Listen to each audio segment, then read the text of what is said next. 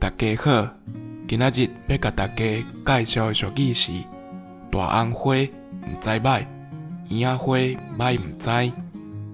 咱总是会拄到迄款高膨风、搁爱奉承的人，袂输当做家己真样的款。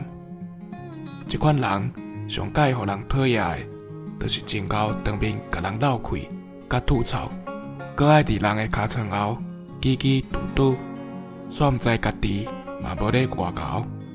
这句话意思就是讲，讲踢笑的人毋知影轻重，家己的欠点拢看袂到，讲甲一支病，做出来的代志煞袂顺遂。莫怪人会讲大红花毋知歹，圆仔花歹毋知。以上感谢收听。